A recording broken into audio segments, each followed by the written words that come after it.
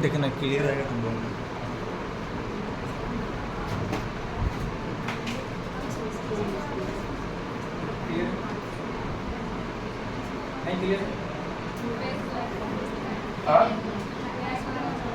Face black काला है ये तो बहुत देखे अब सही दिख रहा है सही हो गया अब चलो आज क्या पढ़ना है फिजिक्स पढ़ना आज वो गायब हो गया दोनों सब मेरे क्या वैसा ही आता है अच्छा कल का रिजल्ट मालूम है ना मैट्रिक एग्जाम नहीं पता यहाँ का एक बच्चे का 94% आया है एक का 92% आया है 89% एक आया है 3 का 88% आया है सुन लो पिछले बार का भी यहीं का टॉपर था नहीं वाला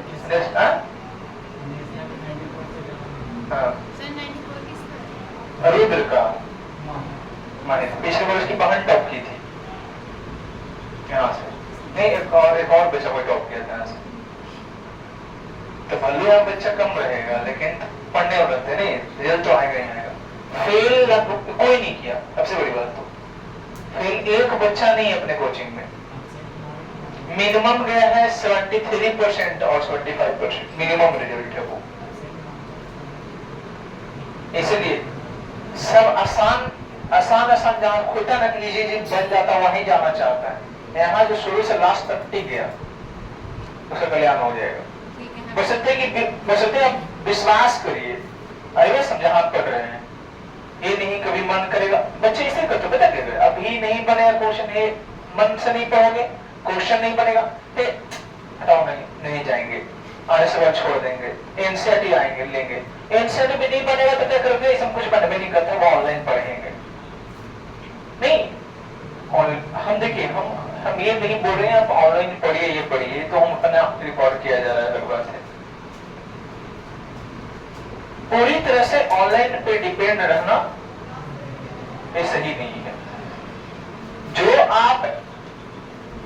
जो आप ऑफलाइन अपने स्कूल में या अपने बुक से पढ़ लीजिएगा वो किसी ऑनलाइन क्लास में नहीं पढ़िएगा जो बच्चा अच्छा ठीक है हम भी रिकॉर्ड क्लास कर रहे हैं हमारा यहाँ क्लास रिकॉर्ड हो रहे हैं जो बच्चा आप यहाँ बैठ के पढ़ रहे हैं या फिर जो बच्चा ऑनलाइन बैठ के पढ़ेगा बहुत ज्यादा डिफरेंस होगा समय जब ये क्लास एक ही है लेकिन डिफरेंस बहुत बड़ा होगा समय तो हम आपको यही कहेंगे कि जितना मिनिमम से मिनिमम रिक्वायरमेंट हो ऑनलाइन का वो सही है समझ में आया आपको हमें कोशिश करना है कि ऑनलाइन कभी कभी रेयर जाना है ये नहीं कि पूरी ऑनलाइन पे डिपेंड हो जाना है और जबकि हम क्लास ऑनलाइन रिकॉर्ड करवा रहे हैं फिर भी हम इस बात को बोल रहे हैं आगे बात समझ बहुत बड़ा डिफरेंस पता हो जाएगा ऑनलाइन और ऑफलाइन में सिंपल यहाँ और ऑफलाइन में क्या है कि आपका फिजिकल प्रेजेंस है यहाँ आपको हमसे डर है आपको होमवर्क चेक कर रहे हैं रोज उसका डर है क्वेश्चन खड़ा होकर पूछ देते हैं उसका डर है तो ऐसे आपका क्या बढ़ रहा है आत्मविश्वास बढ़ रहा है क्वेश्चन का क्लास में नहीं बढ़ रहा है आप कभी भी रेडी हो क्वेश्चन पूछ देंगे सर हमसे होमवर्क बना के जाना में डर है नहीं अच्छा यहाँ जो क्लास है वो आपके कारण से है आप इस क्लास के भागीदारी हैं क्लास आपके कारण से आप जब कहिएगा रुक जाएंगे तो हम रुक जाएंगे नहीं रुक जाएंगे ऑनलाइन में आप कहिए रुक जाएगा कोई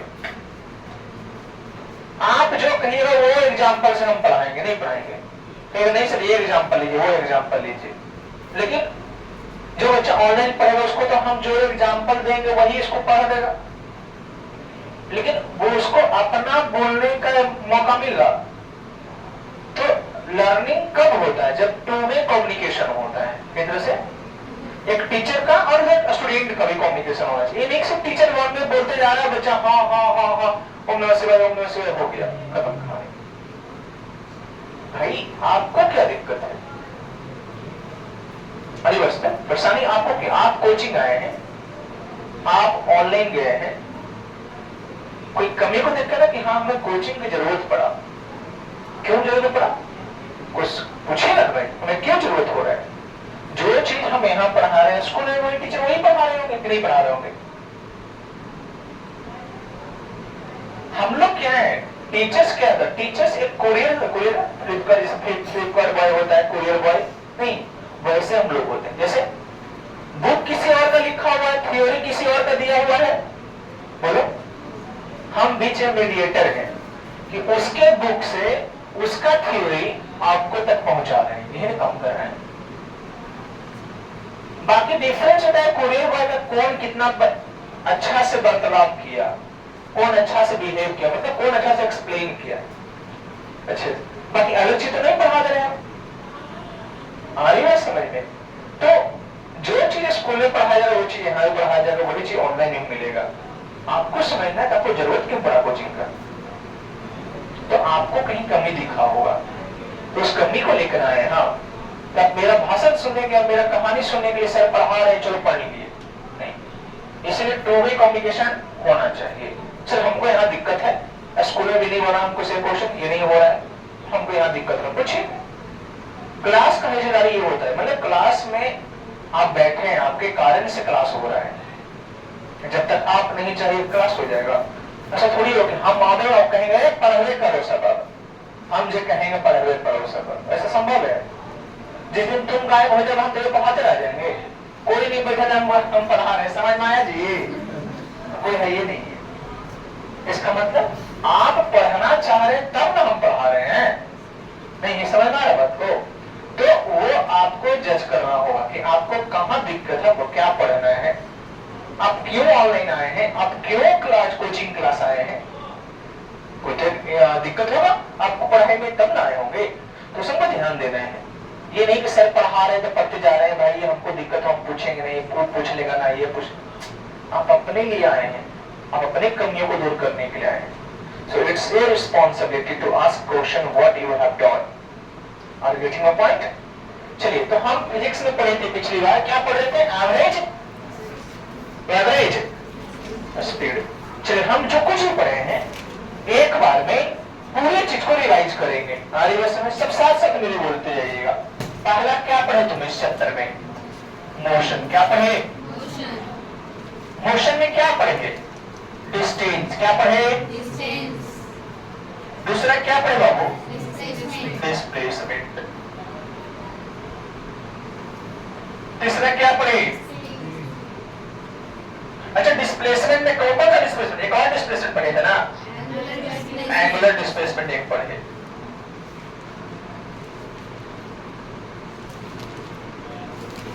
और वो बताइए कौन सा? स्पीड है ना।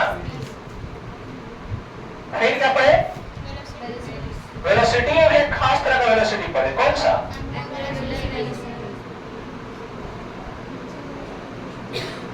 याद है सबको ये? फिर क्या पढ़ा था? एक्सेलरेशन। फिर क्या पढ़ा था? First equation of motion. बोलो, v equal to u plus. फिर क्या पढ़ा? s बराबर ut प्लस। फिर क्या पढ़े आप? कौन सा? v square minus u square बराबर। और क्या पढ़ा? Average velocity. एवरेज इसका क्या पढ़े? u plus V Y. कब? कब पढ़ा? जब एक्सेलरेशन है कि हर जगह आ जाओगे। एक और पढ़ा एवरेज वेलोसिटी का, total distance by total displacement by total. फिर एक और पढ़ा 2uv अपॉन u प्लस। नहीं पढ़ा। ये कब पढ़ा? जब दो इक्वल डिस्टेंस। बोलो, when two equal distance, when two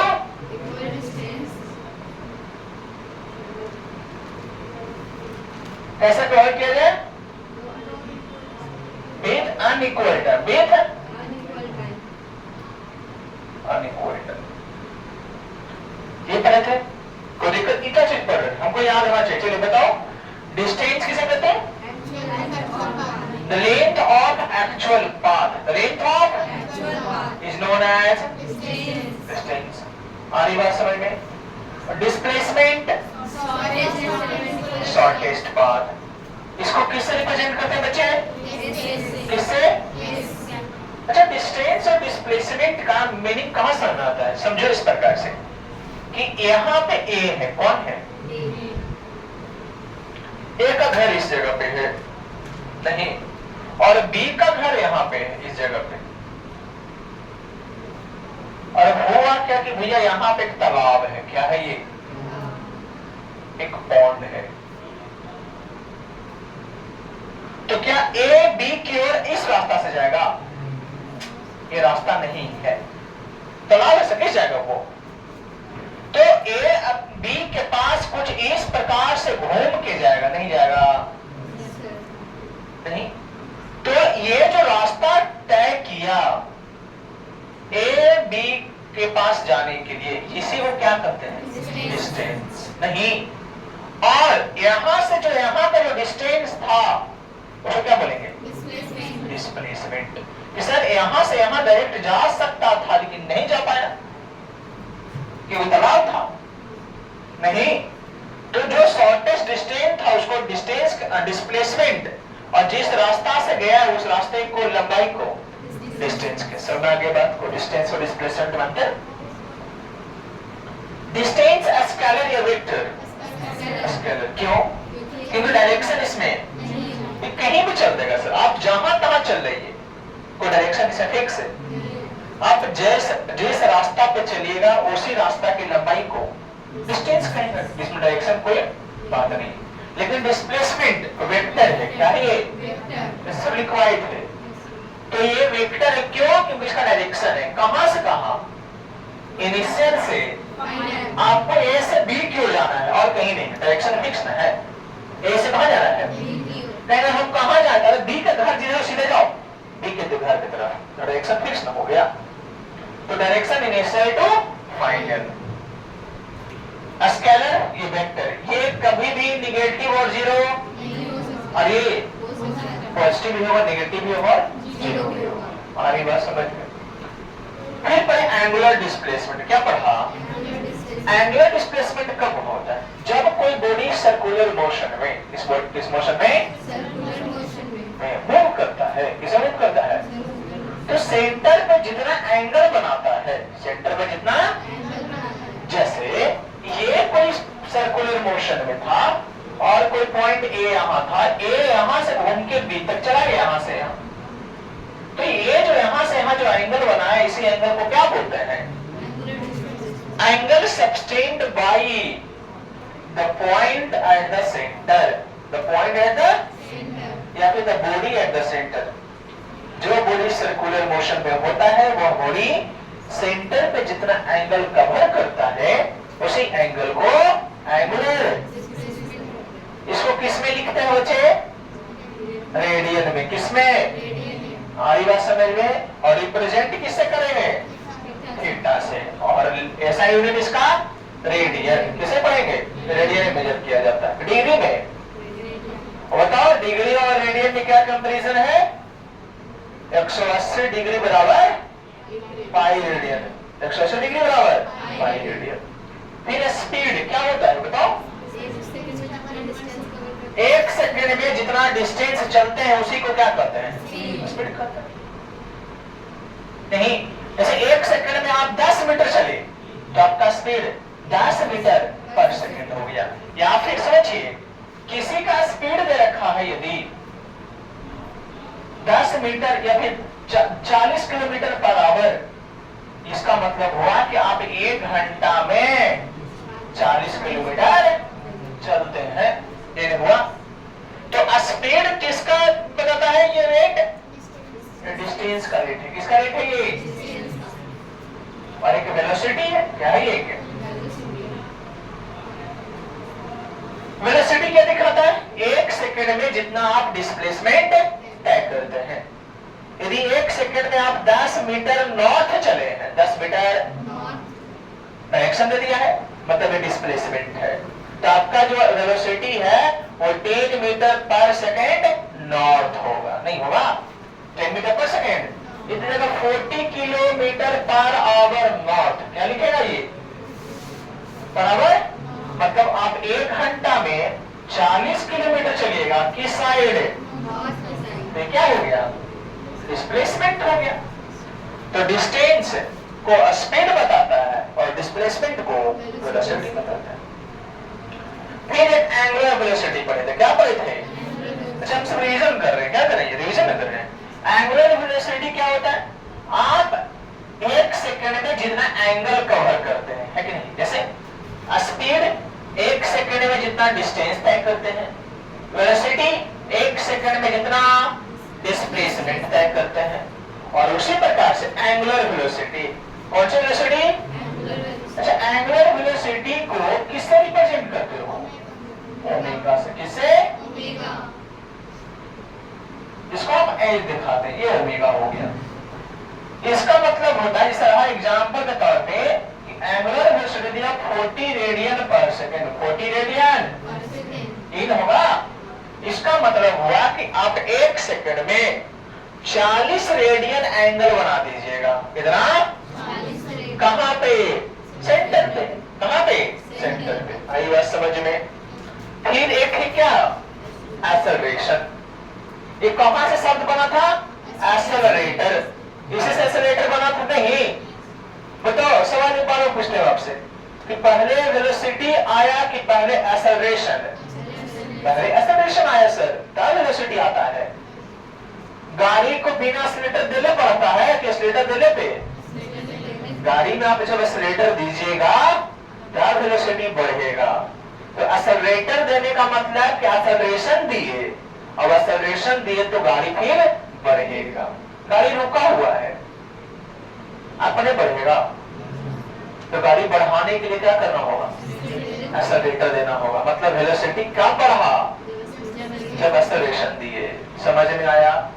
तो एक्सेलरेशन को कैसे डिफाइन किए थे बताओ, 1 सेकंड में, क्या 1 सेकंड में जितना वेलोसिटी में बदलाव आता है, वेलोसिटी में बदलाव आता है, वो बढ़ भी सकता है और घट भी सकता है। 1 सेकंड में जितना वेलोसिटी बदलता है उसी को हम एक्सेलरेशन कहते हैं, क्या कहते हैं, एक्सेलरेशन। जैसे यदि कोई गाड़ी रेस्ट में था, किसमें था, रेस्ट में, और 1 सेकंड के बाद उसका स्पीड 10 मीटर पर सेकंड हो गया, कितना हो गया, 10 मीटर पर सेकंड, तो 1 सेकंड में वेलोसिटी कितना बढ़ा, 10, तो इसका एक्सेलरेशन कितना होगा, 10 मीटर पर सेकंड स्क्वायर। समझ में आ रहा है, कोई गाड़ी 2 सेकंड में 20 से स्पीड बढ़ गया या 10 से, 2 सेकंड में स्पीड कितना बढ़ गया, 10, तो एक्सेलरेशन पूछ रहे तो कितना होगा, 5, 2 सेकंड में 10 बढ़ा तो 1 सेकंड में 5 बढ़ा, और 1 सेकंड में जितना एक्सेलरेशन बढ़ता है उसी को एक्सेलरेशन कहते हैं। 1 सेकंड में जितना वेलोसिटी बढ़ता है उसी को, किसी क्वेश्चन तो देगा, कभी क्वेश्चन तो देगा ऐसे कि भैया एक्सेलरेशन 4 मीटर पर सेकंड स्क्वायर है, इसका मतलब क्या समझते हो, क्या समझते हो इसका मतलब, तो कहेंगे सर अगर एक्सेलरेशन 4 मीटर पर सेकंड स्क्वायर है, इसका मतलब वह गाड़ी या वह बॉडी 1 सेकंड में 4 मीटर वेलोसिटी बढ़ाएगा, 4 मीटर पर सेकंड से वेलोसिटी बढ़ाएगा, प्रति सेकंड उसका स्पीड 4 बढ़ते चल जाएगा, नहीं चलेगा। अगर वो रेस्ट में रहता, किस में रहता, तो वेलोसिटी 0, फिर कितना होता, 4, फिर 8, फिर 12, और इस प्रकार से वेलोसिटी बढ़ते चल जाता है। किसी का एक्सेलरेशन 10 मीटर पर सेकंड स्क्वायर है, इसका मतलब तो वह गाड़ी 1 सेकंड में 10 से स्पीड बढ़ा रहा है, 1 सेकंड में मतलब प्रति सेकंड 10 से स्पीड उसका बढ़ते चला जाएगा, हाँ ना, कोई दिक्कत। चलिए अब इसमें कुछ और बताए थे, एक्सेलरेशन में नहीं पढ़ाए थे, आगे पढ़ेंगे। टेंजेंशियल एक्सेलरेशन होता है, एंगुलर एक्सेलरेशन होता है, वो बात की बात है। अब आते हैं कौन सा, ये फर्स्ट इक्वेशन ऑफ मोशन। तो एक्सेलरेशन का फॉर्मूला क्या निकल के आया था, a बराबर v minus u by T, और उससे वो क्रॉस मल्टीप्लाई किए थे, क्या किए थे? तो अगर a बराबर आ गया है v minus A by T, तो क्या होगा गुना करोगे तो a इंटू टी बराबर v माइनस, और यहां से u इधर आएगा प्लस में, तो u प्लस ए टी बराबर, यही ना है? बोलो। और बताइए सेकंड इक्वेशन ऑफ मोशन कौन सा? तो a से बराबर ut plus half A T square, कहां से आया फॉर्मूला बच्चे? एवरेज वेलोसिटी से। कहां से सर? डिस्प्लेसमेंट का फॉर्मूला होता था वेलोसिटी गुणे टाइम। क्या होता है? लेकिन जब गाड़ी एक्सेलरेटेड मोशन में हो, किसमें हो? तो क्या वेलोसिटी एक रहेगा? जिस गाड़ी में एक्सेलरेशन हो, जिस बॉडी के पास, तो एक्सेलरेशन होगा तो स्पीड कांस्टेंट रहेगा, स्पीड हमेशा, तो स्पीड एक से ज्यादा रहेगा। तो एक से ज्यादा स्पीड या वेलोसिटी रहता है तो क्या निकालते हैं? एवरेज। क्या निकालते हैं? यदि गाड़ी को एक्सेलरेटेड मोशन था तो उसका ये तो वेलोसिटी होगा एक से ज्यादा, और जब वेलोसिटी एक से ज्यादा होगा तो कौन सा वेलोसिटी को मानेंगे? और एवरेज का formula u plus v by two, इसी से बना था, याद है? और एक हमें तीनों याद होना चाहिए। आज हम पढ़ेंगे एवरेज स्पीड पे क्वेश्चन। किस पे? आगे क्वेश्चन में इस पे तो बन जाएगा, इस पे तो u plus v by two के क्वेश्चन कर रखे हैं। लास्ट टाइम जो पढ़ाए थे कौन सा? 2uv upon u plus vb। आ रही बात समझ में? तो क्वेश्चन लिखा जाए। क्वेश्चन क्या होगा? पहला बेटा इसको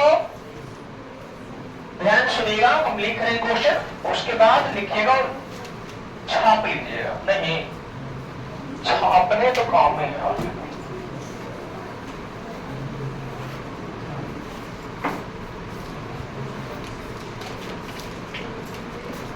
देखो ध्यान से, चलो सब देखो ध्यान से बच्चे। मान लेते हैं सर कि क्वेश्चन है, क्वेश्चन क्या है कि आप कार, कौन कार? एक car travel A to B, कहां से?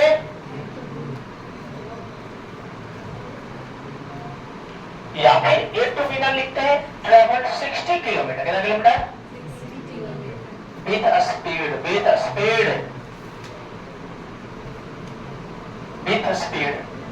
30 kilometre per hour, 30 kilometre, and next and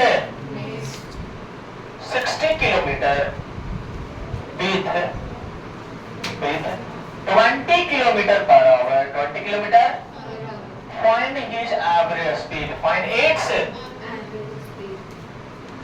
average speed. इन्हें कहा क्या पूछना? Average speed. तो तुमको दिमाग में आ गया सर दो स्पीड दे रखा है ना, दो स्पीड, तो u plus v by two कर दीजिए। ऐसा कर सकते हैं? ऐसा करेंगे क्या? नहीं। ये कब करते? अलग अलग रहता डिस्टेंस, अलग रहता नहीं रहता। तो ये कैसे बनेगा? तो हमारे पास एवरेज स्पीड का फॉर्मूला है। इसका फॉर्मूला है क्या? फॉर्मूला है बाबू टोटल डिस्टेंस बाई, आइए ना, टोटल डिस्टेंस बट्टा बच्चे, टोटल डिस्टेंस अपन को मालूम है। टोटल डिस्टेंस 60 गया और 60 आया है, कितना हो जाएगा? तो टोटल डिस्टेंस मालूम है। टोटल कितना है? 120 किलोमीटर। लेकिन टोटल टाइम आपको मालूम है? तो टोटल टाइम मालूम है तो बताओ है क्या? ये नहीं पता है। हमें ये फॉर्मूला आता था, हम इस पे लगाएंगे, आप सॉल्यूशन देंगे। समझा रहे थे भैया केस की जरूरत होगी, आप कहते थे क्यों निकाल रहे हैं? क्योंकि हम फॉर्मूला याद रखेंगे। और एवरेज स्पीड का फॉर्मूला होता है total distance by total time.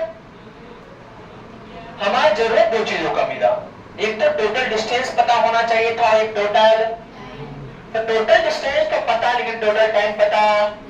तो हमारा ध्यान किस पे गया? टाइम निकालने पे। दो गुण है, एक 60 किलोमीटर चला 30 के स्पीड से तो अलग समय लगा, पहला समय वहां निकलेगा, फिर 60 किलोमीटर चला 30 के स्पीड से तो वहां अलग समय लगा होगा, या दो अलग अलग समय है। तो हम T1 और T2 निकाल लेंगे, T1 और तो टाइम का फॉर्मूला डिस्टेंस बटा बोलो, तो पहला कितना स्पीड है 60 बटा 30 कितना हो गया 2 किलोमीटर 2 आवर जी, कितना घंटा, पहला डिस्टेंस 60 चला कितना का स्पीड से 30 के स्पीड से। दूसरा टाइम बताओ,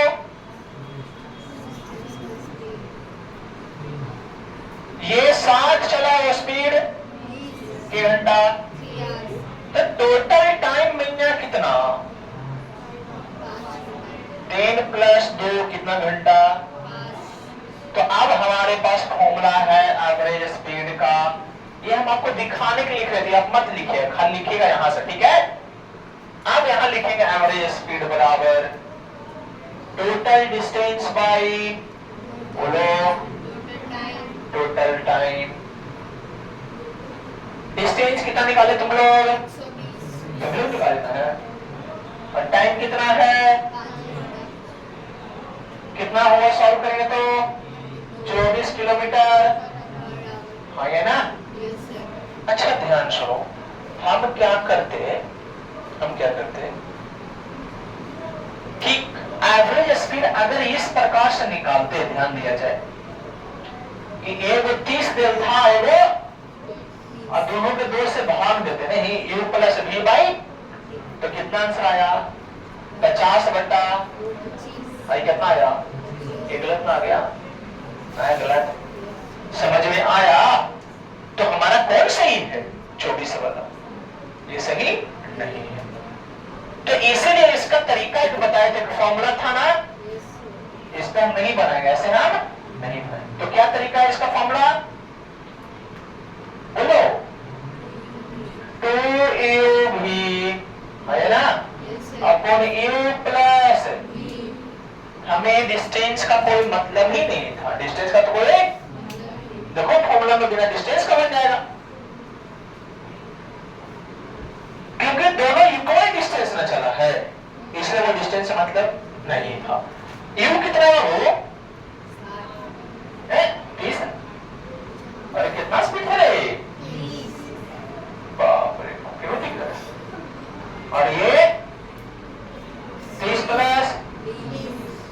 2 बोला जी,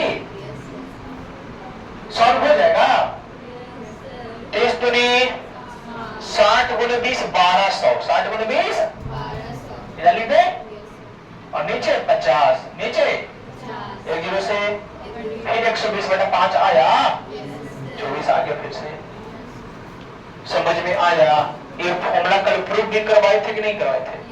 अच्छा हमको फॉर्मूला याद नहीं रहेगा तो नहीं बनेगा, हमारे ध्यान में रहना चाहिए कि एवरेज स्पीड का फॉर्मूला सर बताए हैं कि total distance by total time होता है, टोटल डिस्टेंस बाय अब हमने टोटल डिस्टेंस निकाला, टोटल टाइम निकाल दी, आई बात समझ में, कोई दिक्कत, लिखो फटाफट।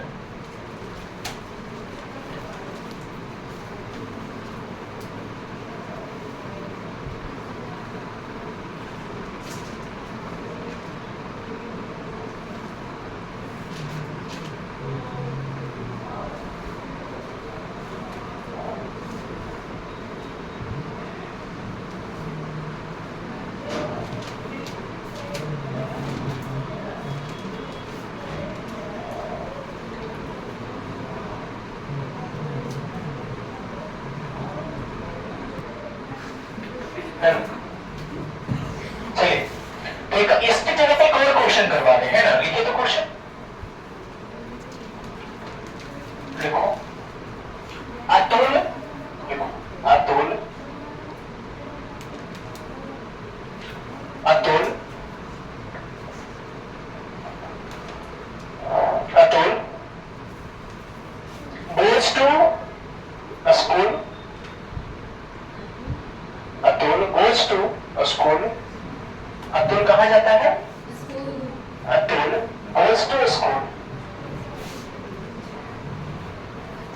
his house. Atul goes to school from his house with a speed of with a speed of 40 meter per second, 40 meter per second, and return to his house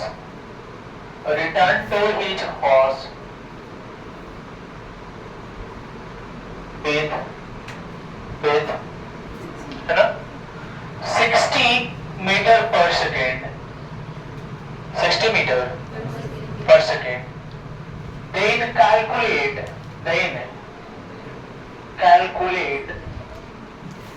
his average क्या speed. अच्छा average velocity 0 ना हो जाएगा. Average velocity तो क्योंकि घर से school गए और स्कूल से तो जहां था वहीं पे हमसे पूछा गया क्या एवरेज स्पीड. बताओ तो क्या ये इक्वल डिस्टेंस चला है या नहीं. इक्वल डिस्टेंस चला घर से स्कूल या स्कूल से. तो जब ऐसे कहानी तो डायरेक्ट हम एवरेज स्पीड का फॉर्मूला लगा देंगे. नहीं लगाएंगे. जहां फॉर्मूला लगाने के लिए कहता है लगा देंगे क्या 2 u कुछ गिर गया अपॉन u प्लस 2 इंटू 40 गुने 60 by 40 प्लस सॉल्व करेंगे कितना आएगा 100 बाई कितना स्पीड आया मीटर. और देखिए तो अगर डायरेक्ट बनाते तो u प्लस v से तो u प्लस v बाई 2 तो 40 प्लस 60 बटा 2 कर दे कितना होता 50. गलत हो जाता. क्या हुआ सर. कौन है जी कौन है वहां पे पेड़ का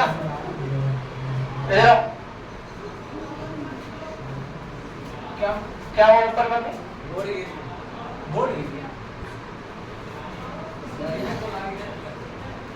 चलिए.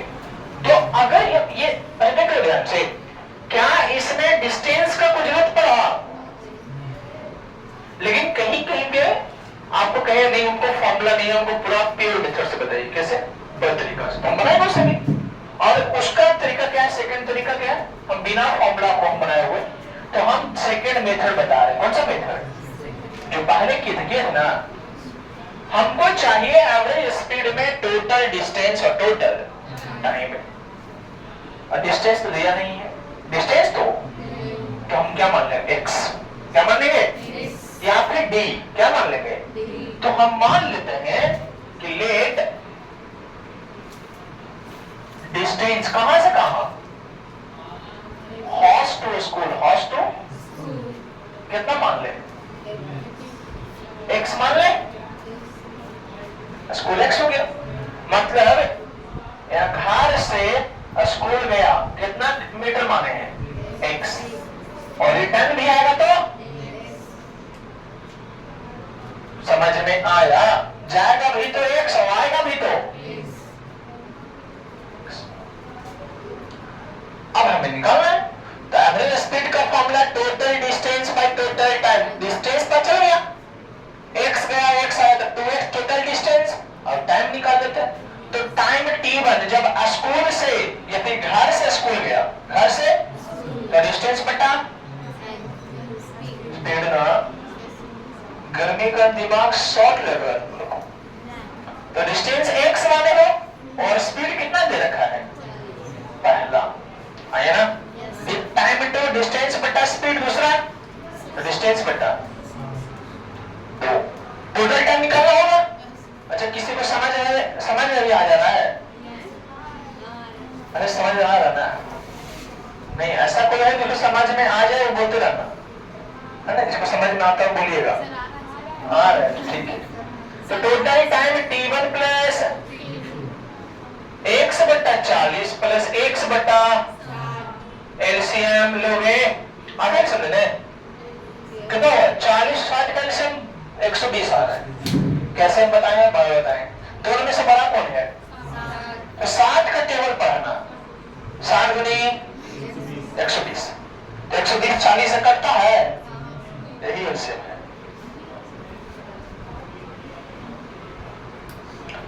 यहाँ 3x और यहाँ 4x पकड़ का 5x बटा 100 ये कितना कटेगा x बटा आइए ना तो टोटल टाइम भी पता चल गया हमें चल गया। कल हमारे पास क्या फॉर्मूला है एवरेज टोटल डिस्टेंस बटा टोटल। अच्छा देख लो हम लोग कोई ऐसा क्वेश्चन नहीं है जिसको हम एक तरीका सॉल्व किए हैं। एक तो फॉर्मूला मेथड से सॉल्व किए हम लोग और फॉर्मूला प्रूफ किए हैं तो प्रूफ मेथड से भी सॉल्व किए हैं। तो टोटल डिस्टेंस हमारा x गया था x आया था और टाइम था x बटा ऊपर में 2x ऊपर में और नीचे में x बटा। इसको नहीं समझना आता तो बताओ ये 1 बटा 24 भागा में ना है तो भागा बता किससे डालता है गुणा में तो भागा में ये भी तो लिख सकते हैं सर यही ना लिखा हुआ है। अरे बाबा a बटा b है तो इसको लिखेंगे ना a भागा b समझ में आ रहा कि नहीं? तो 2x बटा 24 तो भागा में जो था उसको भागा दे दिया यहाँ भागा किससे बदल जाएगा 24 बटा कितना आया 48 नहीं आ गया। और इसी को डायरेक्ट कहते हैं तुम्हें कि जो नीचे में वो कहां चल जाता है और नीचे x रह जाता है तो भी आंसर वही आता। समझ में आया कि नहीं आया? तो इसको आप छाप सकते हैं ठीक है। चलो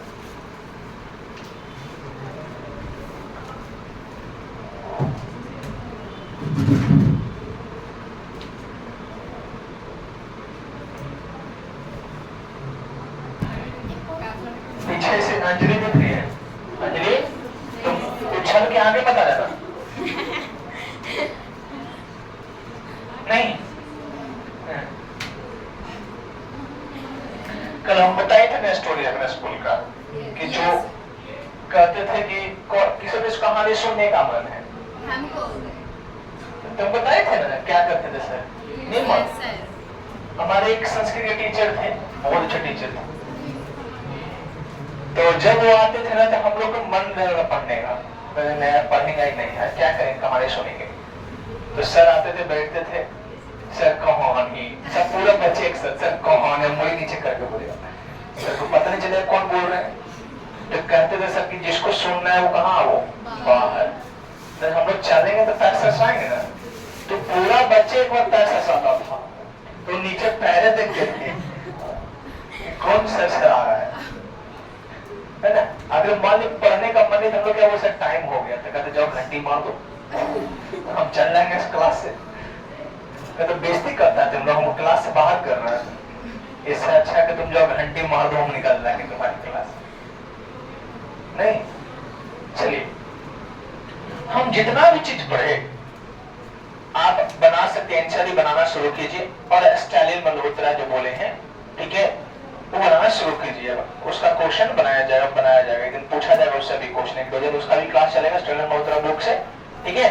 जिनके पास है तो बनाएंगे जो लिवाएं तो खरीदवाएं तो बनवाएंगे हम। जैसे आईटी फाउंडेशन में बुक लिवाए आपको तो आईटी फाउंडेशन एक नहीं पढ़ाई नहीं हो रहा भाई आप बनाते चलिए क्वेश्चन उससे एक दिन दो दिन के बाद हम उसके क्वेश्चन डॉट के रूप में क्लास में डिस्कस करवाएंगे। सुन रहे बात को? चलिए आज हम पढ़ने वाले ग्राफ क्या पढ़ने जा रहे हैं समझो ग्राफ क्या। हम जितने तरह की मोशन पढ़े हैं उन सभी मोशन को ग्राफ पे रिप्रेजेंट करने का कोशिश करेंगे। ग्राफ होता है क्या?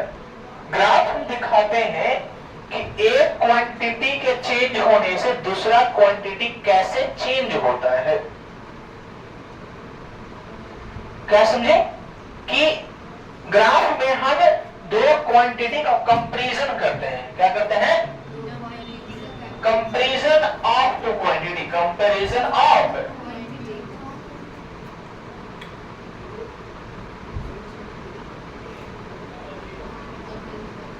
क्वांटिटीज।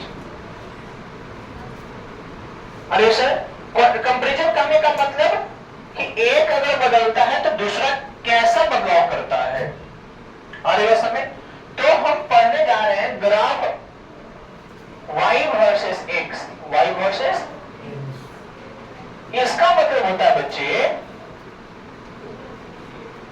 ये y होता है, ये मालूम आपको, x क्लास सेट में पढ़े थे आप लोग, y एक्सिस और एक x एक्सिस, इसको क्या बोलते हैं? ऑरिजिन।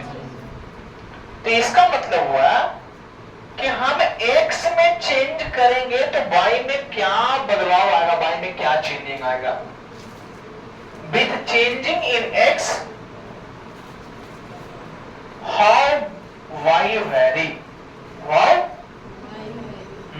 x में बदलाव के कारण y किस प्रकार बदलाव करता है, वेरी करता है। समझ में आ रहा है? तो तीन तरह के ग्राफ पढ़ेंगे हम। मतलब इसका मतलब हुआ कि change in y, changing with respect to x, with respect to x के रिस्पेक्ट में y किस प्रकार चेंज कर रहा है, इसको बोलते हैं graph y versus x, y versus x। तो तीन तरह ग्राफ होता है। पहला ग्राफ होता है बच्चे, ग्राफ बनाते हैं कैसे? तो किसी भी ग्राफ बनाने के लिए पहला जरूरी है स्लोप निकालना। क्या निकालना? स्लोप होता है y अपॉन x। क्या होता है? y upon x। समझे क्या होता है? जैसे हम कोई ग्राफ बनाते हैं तो ग्राफ मान लीजिए इस प्रकार से बनाए, कोई इस प्रकार से बनाया, तो सर a है या b है, ये कैसे पता चलेगा? तो हम इसका स्लोप निकालते हैं। क्या निकालते हैं? स्लोप मतलब ढाल है। स्लोप मतलब ढाल। ये एंगल दिखाता है, ये वाला क्या दिखाता है? तो स्लोप ज्यादा है तो कौन स्लोप ज्यादा है? ए का। आपको समझना है ढाल ज्यादा, ढाल किसका है? ए का। तो जिसका स्लोप ज्यादा रहेगा उसका ढाल ज्यादा होगा। स्लोप ए का ज्यादा है कि बी का? ए का। तो यहां स्लोप दिखाएगा। स्लोप यदि ज्यादा है तो ग्राफ कौन वाला बनेगा? ए वाला। स्लोप अगर कम रहेगा तो ग्राफ बी वाला। समझ में आ रहा है? इसको और हम बोलते हैं इंक्लाइनेशन। क्या बोलते हैं? किसके साथ? With x axis, with. मतलब आप ग्राफ बना रहे हैं तो आपको ये दिखाना होगा कि एक्स एक्सिस के साथ किस तरह से प्रभाव पड़ेगा उसका, एक्स एक्सिस से क्या बर्ताव कर रखा है वो आयुष में, मतलब एक्स एक्सिस के साथ में कितना पे झोंक रखा है वो, ये सब समझना है अपनी चीजें को। अब ध्यान सुनिएगा, यदि स्लोप, ध्यान सुनिए, पहला स्लोप यदि कांस्टेंट आता है, क्या आता है? स्लोप क्या आएगा? कांस्टेंट। तो हम ग्राफ जो बनाएंगे, क्या बनाएंगे? वो स्ट्रेट लाइन होगा। क्या होगा?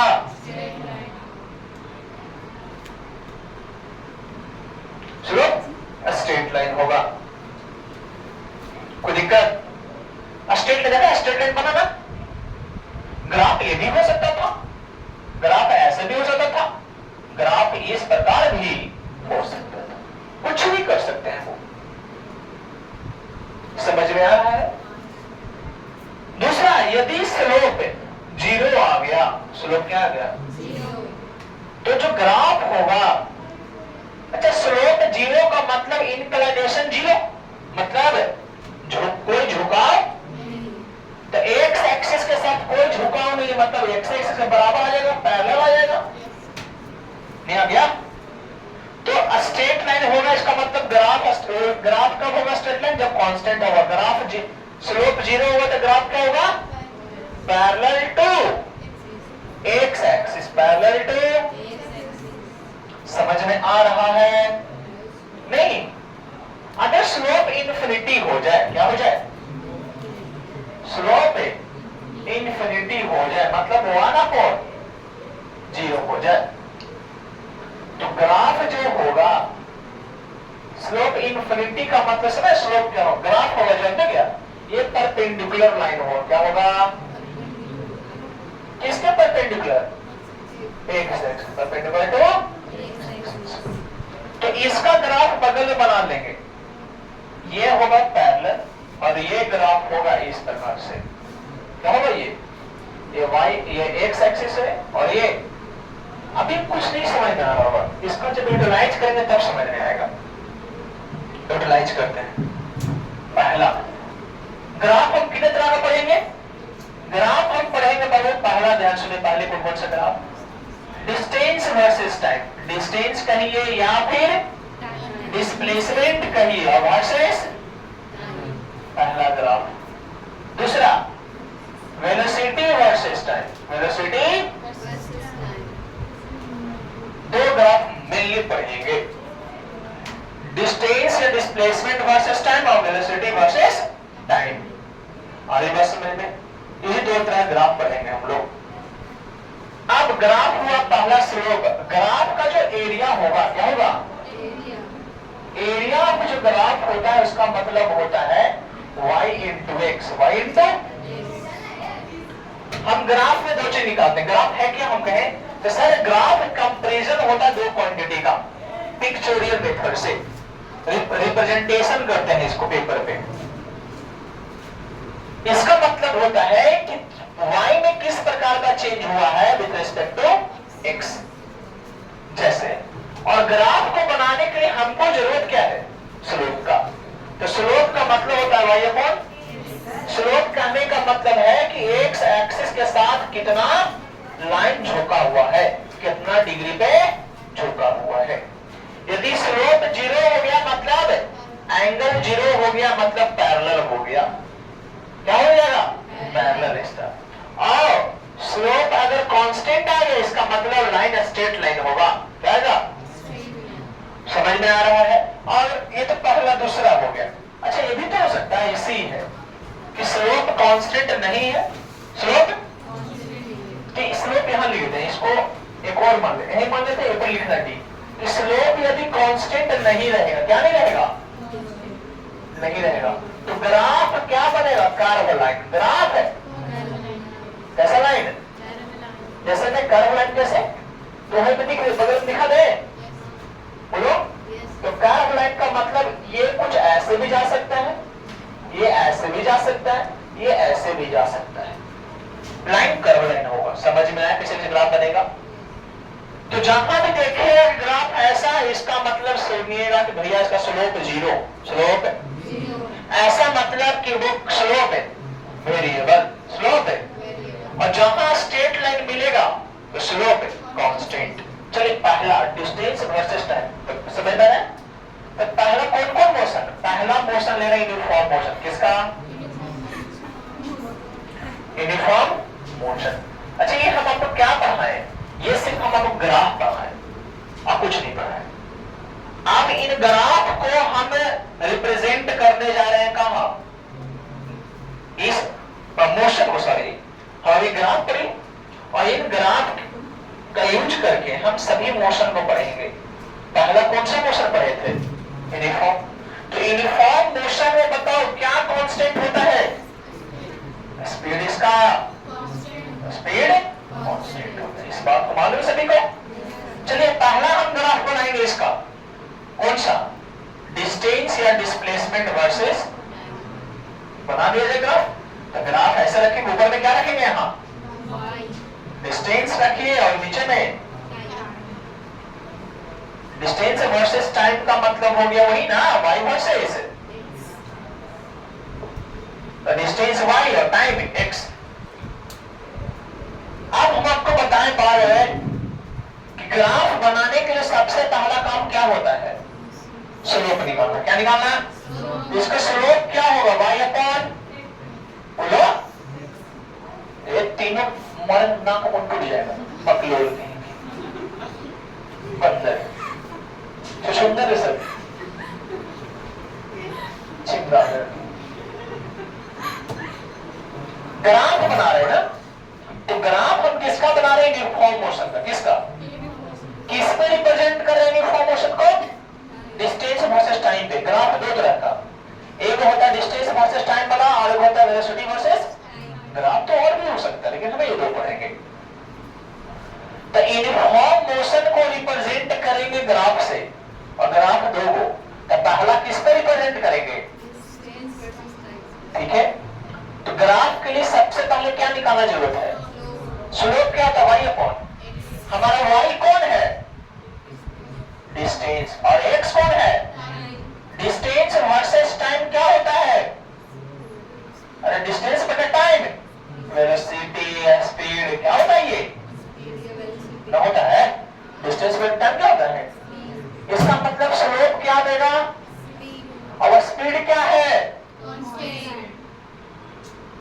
इसका मतलब स्लोप क्या होगा? और स्लोप कांस्टेंट का कैसा ग्राफ है? बन गया? समझ में आ रहा है? कितना समझ में गया? खाली आपको समझना है। दूसरा ये भी रहता वेलोसिटी वर्सेस टाइम। कौन सा? तो यहां बना दे, सिर्फ इसका पढ़ ले, इसको लिख देंगे। दूसरा कौन सा? वेलोसिटी वर्सेस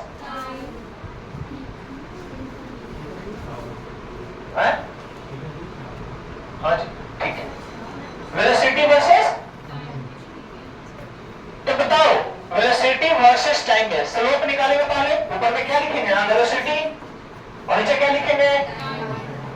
और क्या निकालोगे ग्राफ के लिए? स्लोप का फॉर्मूला y अपॉन y कौन है?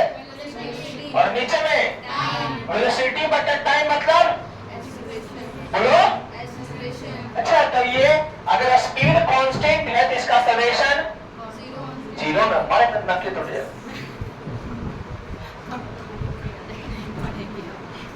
स्पीड कांस्टेंट एक्सेलरेशन, और यहाँ स्लोप क्या आया है?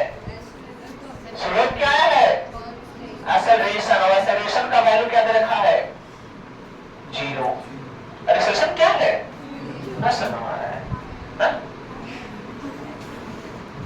अब डिस्टेंस वर्सेस टाइम ग्राफ निकाले, इसका स्लोप निकाले। स्लोप क्या दिया? डिस्टेंस बटा टाइम क्या होता है? स्पीड। और स्पीड क्या था? तो स्लोप क्या आया? तो स्लोप कांस्टेंट मतलब स्ट्रेट लाइन बना दिए। हम किस पे रिप्रेजेंट करेंगे? वेलोसिटी वर्सेस टाइम पे। किसको रिप्रेजेंट करें? इसी मोशन को ना।